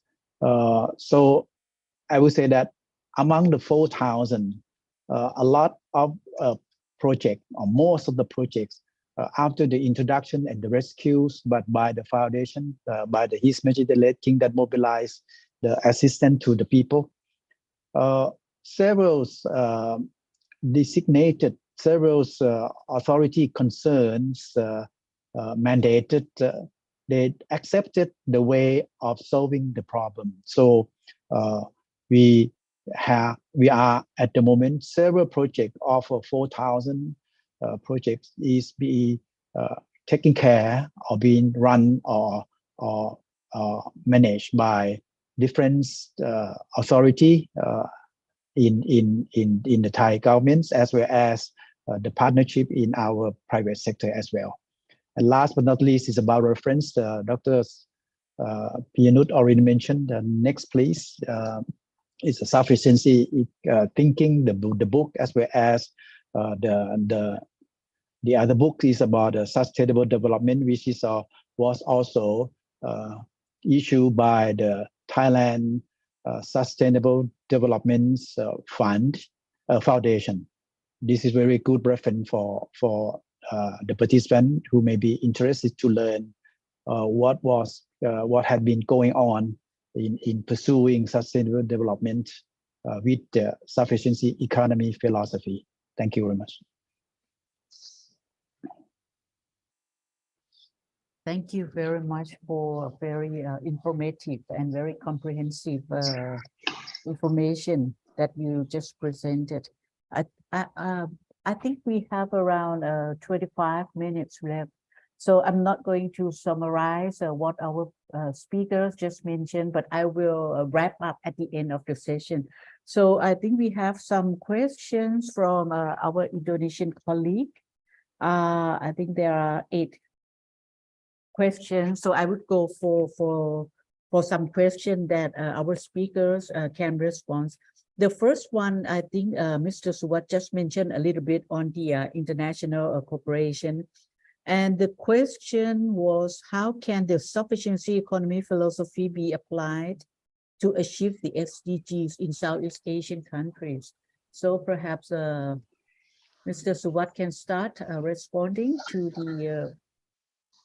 the first question, and follow Dr. Priyanut may add more. May I ask on what aspect about the Southeast Asian region you have to look into the question that had been put on? Yeah, Mr. Saifaruddin, the question comes from you. Can you elaborate more on what aspect?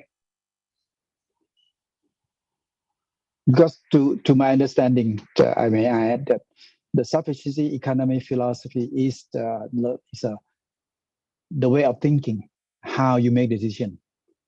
It is a paradigm that you can apply. So either you be in a business or small, medium scale industry, and as mentioned, even in tourism authority or tourism sector, the concept can be applied. And the question that had been put forward is, if you, the one who raised the question, can elaborate more, please?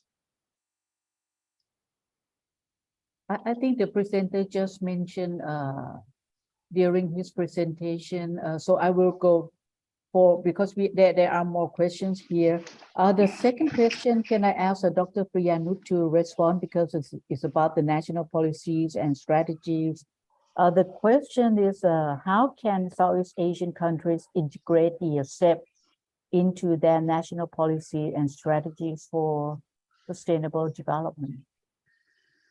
Yes, briefly, in Thailand, because we have sustainable development we put it as a goal of development in our constitution, as Dr. Swat has mentioned.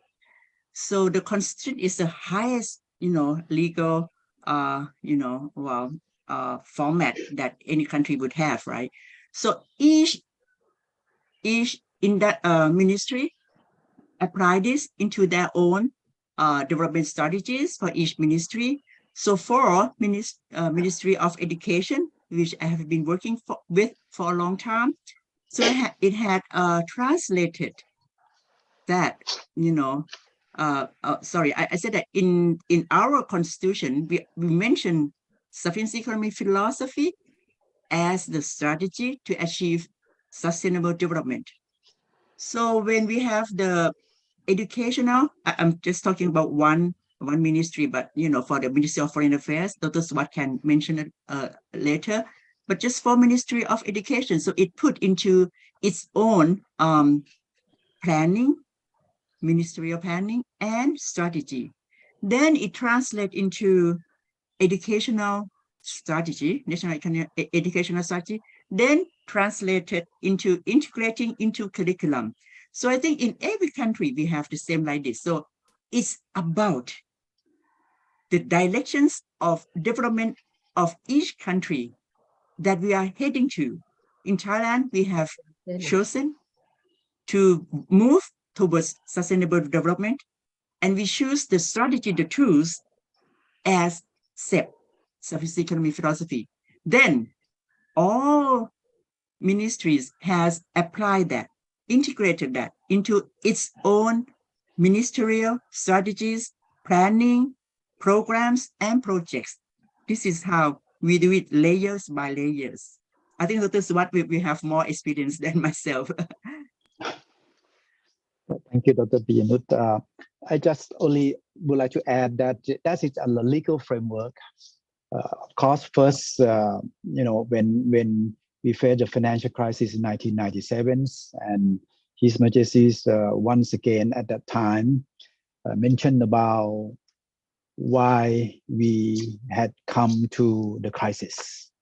Because we, as mentioned, a sample of the SCG, they at that time with the cheap inflow of capital into Thailand before 1997, everybody go crazy for the capitalism's approach without thinking about their knowledge, without thinking about the moderation. This is what the SCG had made experience, and of course the reasonableness. They did what they are not keen of. This is what the concept. And once they accept the sufficiency economy philosophy, they see that they come to evaluate themselves.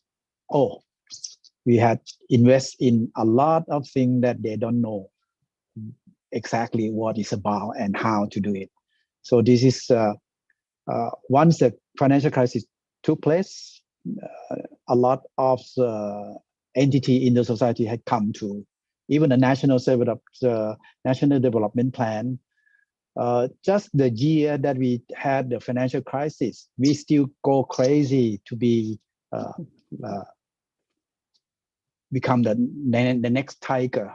And His Majesty the King always said that we have to rely on the buffalo, in the sense that we are agriculture. That's what we evaluate ourselves, that what our competitiveness, what our advantage is, rely on agriculture, and that we have to bring out that to be our advantage and to extend into our competitiveness that we can make ourselves. So the National Seventh Social Development Plan, starting from 2002 up to now, always has that paradigm in their planning all the time. When the participant had asked the question that how we can do that, that would be, we have to look into the detail, that how we can translate and transform the concept into the practice, into different field, bearing in mind the paradigm, the condition, and most important, the balancing of the dimension. I would like to say that, and not only national development plan, and with also as I mentioned, the existing constitution also in the first few early chapter of the constitution always say about the development had to rely and based on sufficiency economy philosophy into such a planning.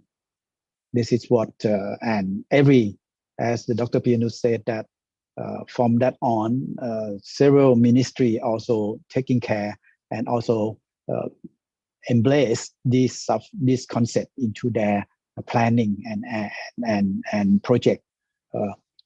And besides the government, is also the private sector. We have a lot of private foundation, private sector, or even the private company that they embrace this concept into their business or into their development.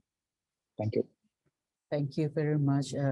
It's very clear that if you have it at the national level, integrated in your plan, for example, in Thailand, both speakers just mentioned about the constitution.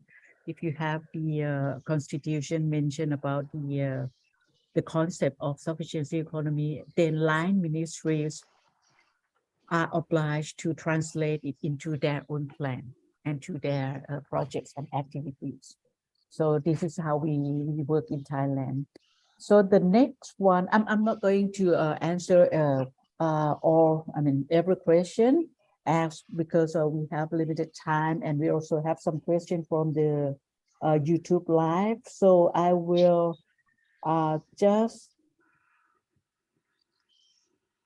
respond to some question that is very critical. It's about the education, because I believe that most of the participants are from education sector. The question is, what role can education play in promoting the SEP and sustainability in Southeast Asian countries? I think that Dr. Priyanut would be the right person to respond to this question. So over to you, Dr. Yes, Dr. Duriya. I'm not quite sure how many educators are in this room right now, but most of okay. But as Dr. Suvat mentioned, you see, right now, education is not about providing knowledge.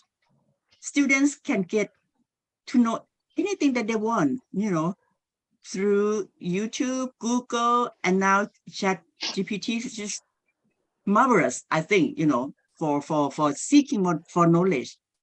But what the virtual world cannot provide us is that what is the right knowledge? What is useful? How can I apply this knowledge for the benefits for myself and society as a whole, not just only myself? Education is the tools to cultivate people to be able to live with others in society, in the world, in a peaceful way, and also happiness way. I think that's the aim of UNESCO that we all cherish upon. So if education is not about knowledge, SEP is not about knowledge. It's about the way we think, the way we behave ourselves. The way we think should be upon how we see the world. As I just mentioned, if we see that we have the resources are limited, it will change our behavior. We think before we use money. We think before we use any materials. We think before we cut the forest. What would make we think and make the right decision is the mindset.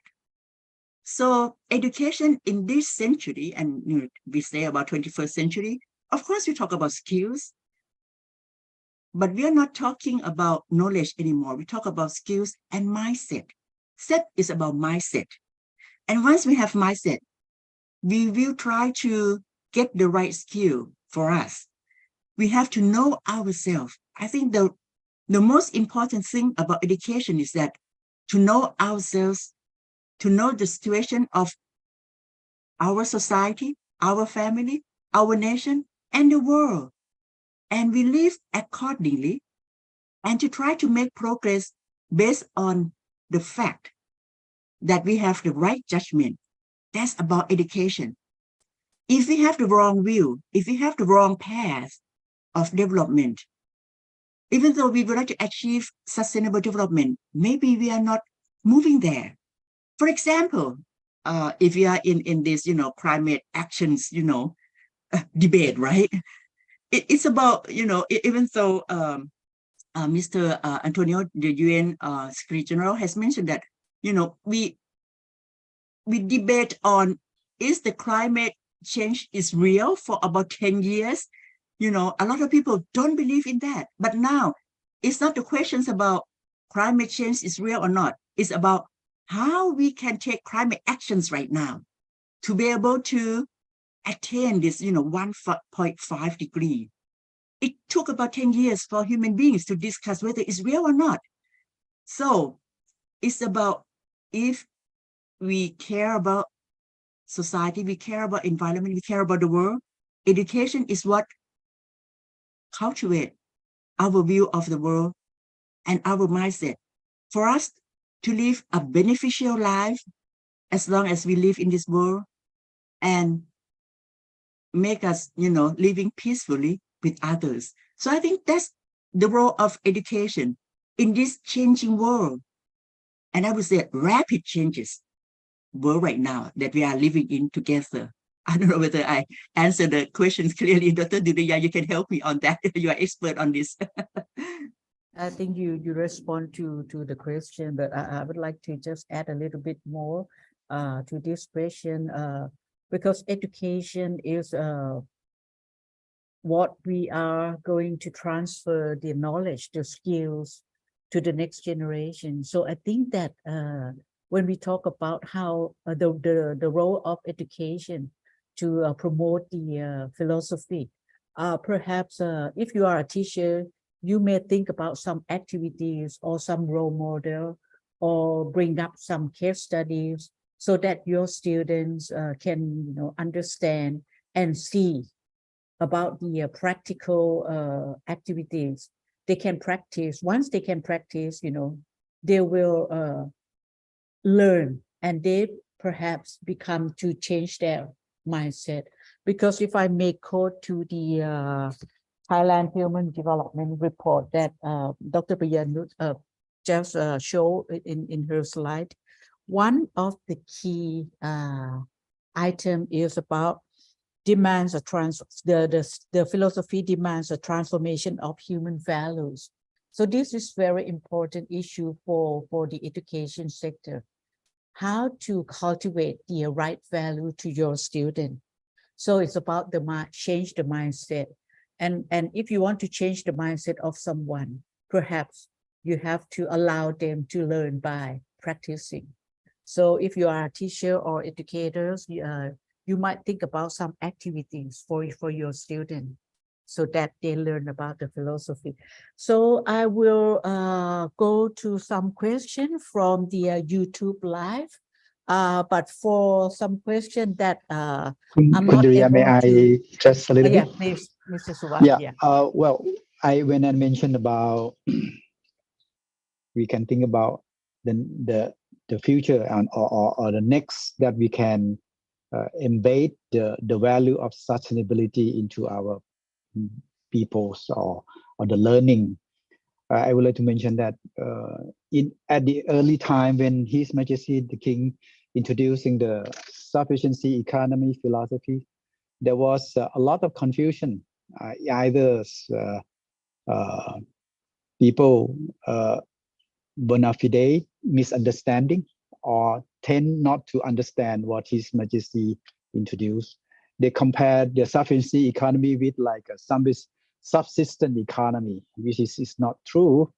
And this is not what, I mean, I understand that now a lot of people have been, in Thailand, get a clear picture. What is sufficiency economy philosophy? It's not that we subsistence, it's different. And also it's not only applying for only rural area, but it's a is a mindset, is paradigm that you can make use in every day of living, individuals, communities, the family, and even the, as I mentioned, that is already embedded in our social development plan. This is what we like to add. So we have to create the value to how they can what we say, learn it, understanding by themselves, and this is very important. Thank you. Thank you very much for those questions that I cannot respond right now. We will have the channel that we convey to respond to your question, which at the end of the session, the MC will announce the channel that you may find your response. But I will go for a few questions posed from the YouTube live. The first one is how to apply SEPs in building dams. I don't know if Mr. Suwat or Priyanut can respond to this question. It's about the water and environment dams. Building dams. Yeah. I think Dr. Suwat can answer that, but try this, I would always come from analysis first, build this dam beneficial in terms of economy, society, environment, and culture. If we see that this dam will bring balance to all of these four dimensions, then we can move to, so how it should be built. Not too big, not too small. What's the reason, the most reason that we would like to build this dam? And how can we build the dam with all of this risk management and risk analysis? So this is how to apply step by step in the way we think and the way we plan to do and implement each project. So not only just a dam. Even we do,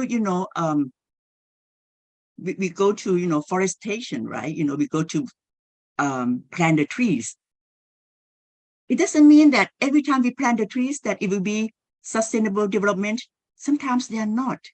If you just, plant just one types of trees, it means that it will not be environmentally beneficial because it's not create biodiversity, for example.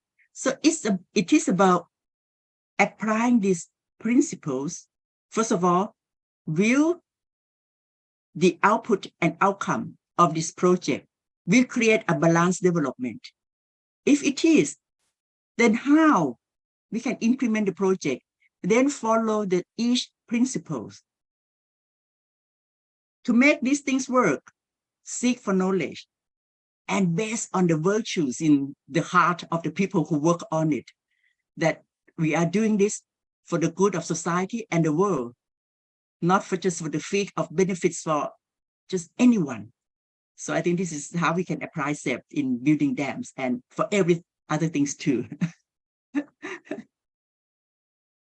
Sorry, talking like a professor teaching. Mr. Suwat, do you want to add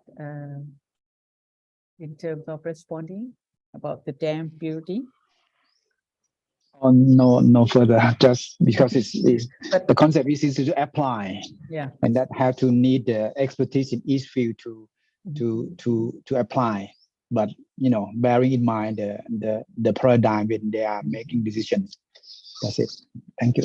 But the next question, I think that you have presented and related to this question, perhaps you might be able to elaborate more. The question is, does SEP allow for a robust market economy? It's about the industry. Yeah.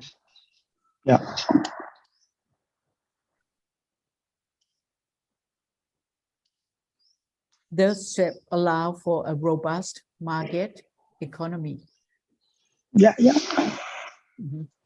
Correct. It can be applied. It's just because this is a mindset. I mean, that's you play with all those concepts, the principles, the conditions, and as well as the value that you have to uphold on. This is to uphold on. This is the knowledge and virtue. Yes.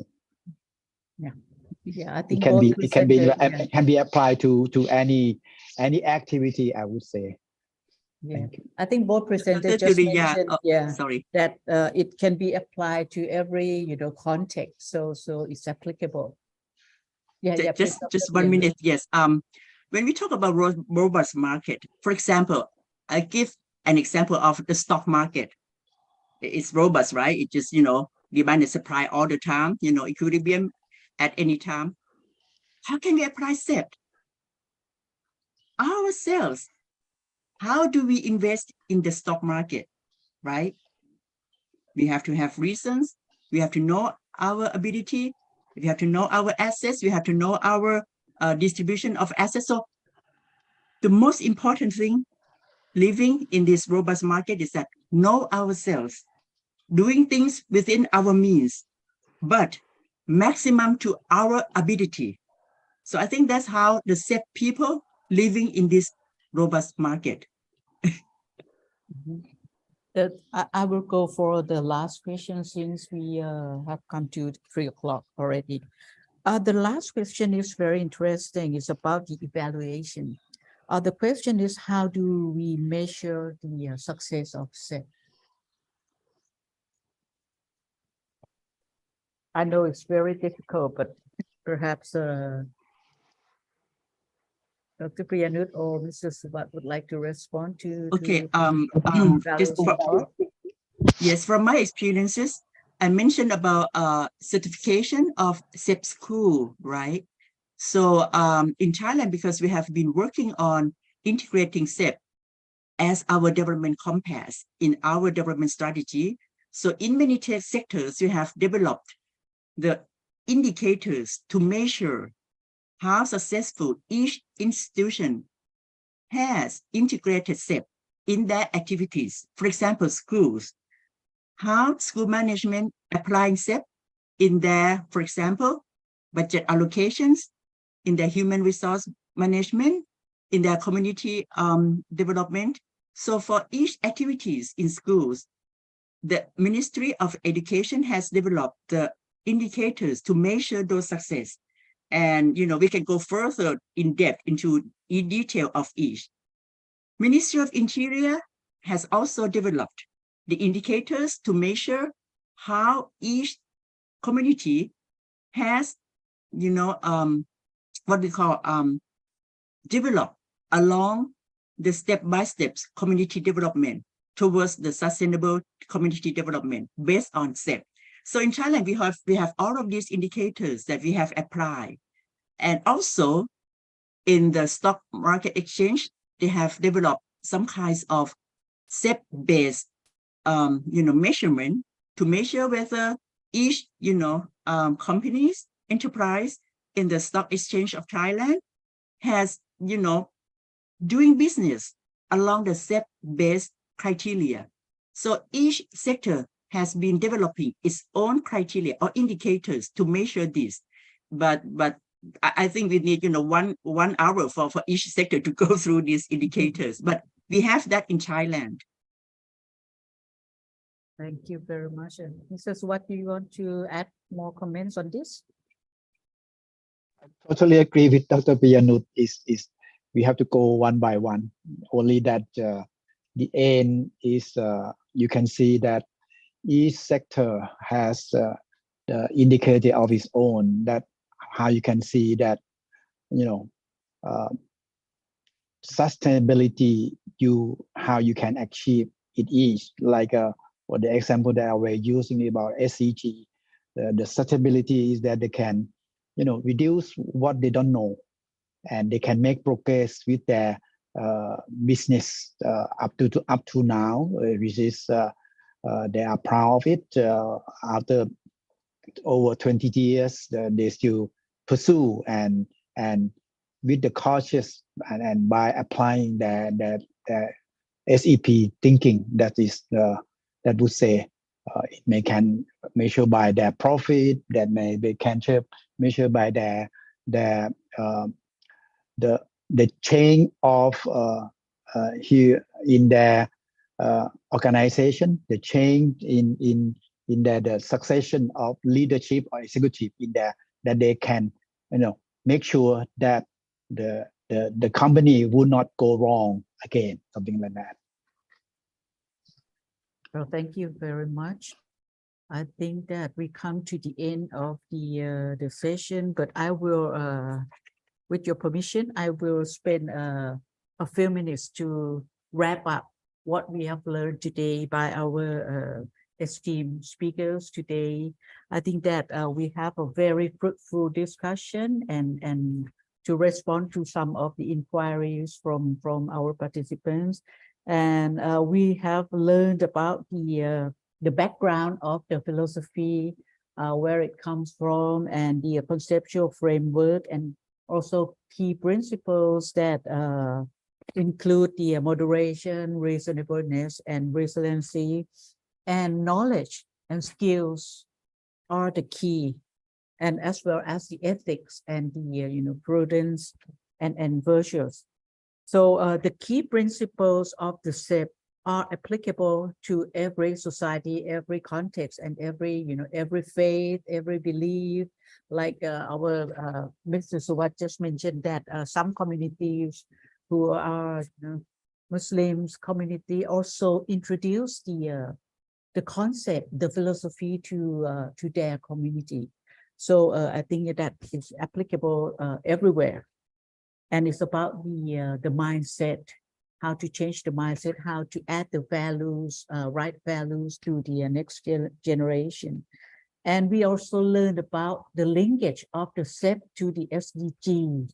And to my understanding is, every goal could be applicable to the philosophy from 1 to 17, especially the 17, which our speaker just mentioned, that partnership is also the key of how to make the philosophy happen into practice, into succeed.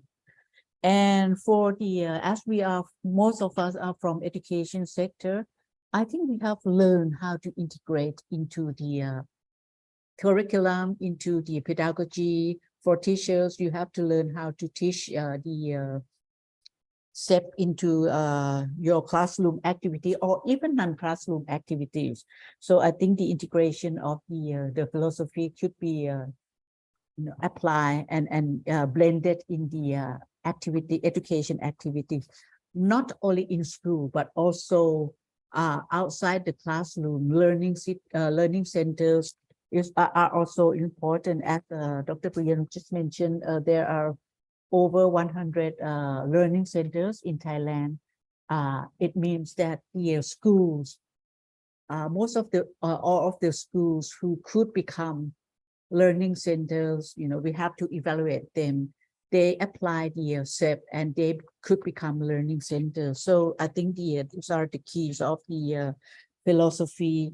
And Mr. Suwat just mentioned that SEP has also been introduced to 21 countries already, and most of them are in Southeast Asia.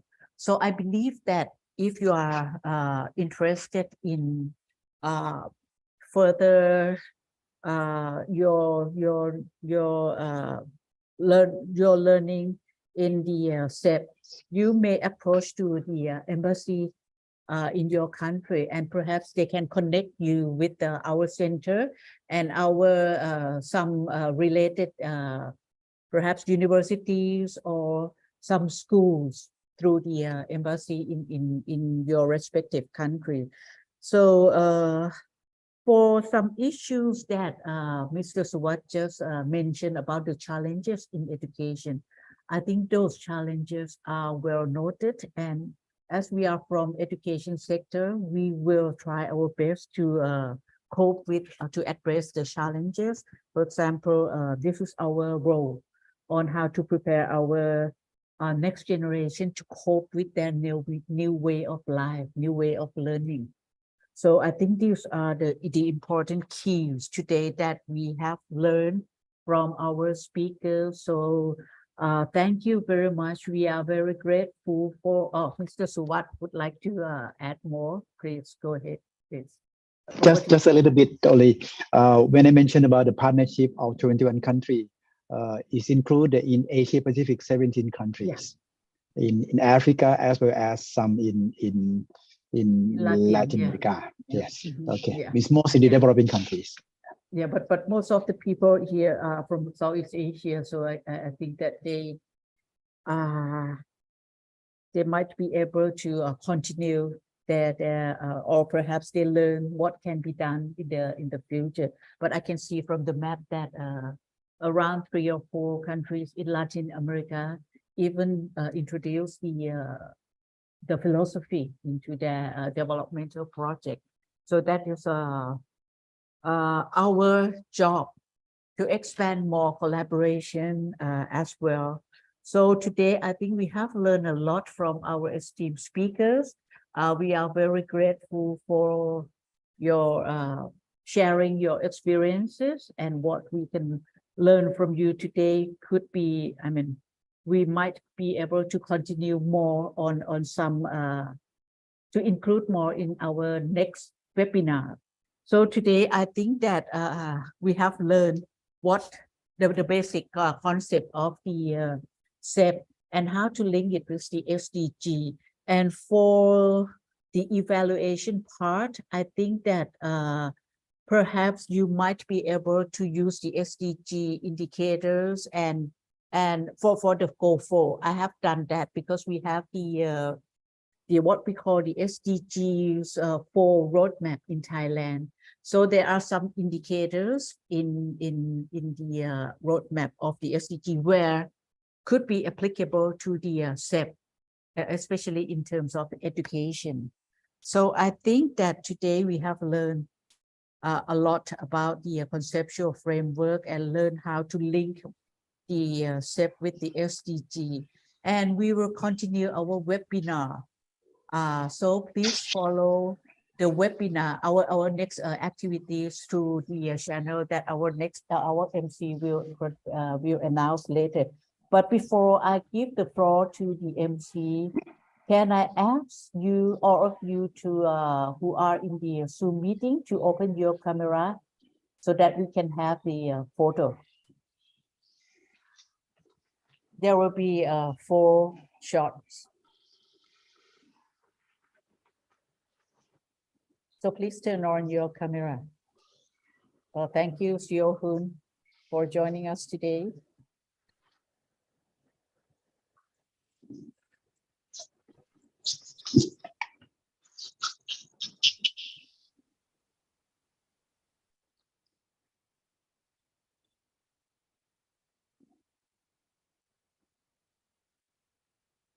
We have 3 more shots.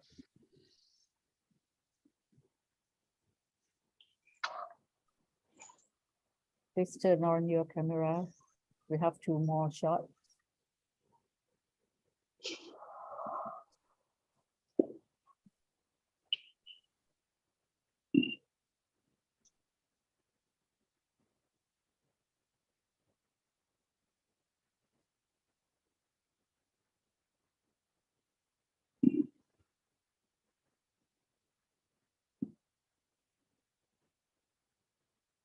Okay. Thank you very much. Thank for all your participation to our distinguished participants, and hope to see you soon. Thank you very much. I give the floor back to our MC. Thank you. Sawadee-ka. Thank you very much, Madam Director, and thank you very much to our both speakers for the very insightful and informative presentation.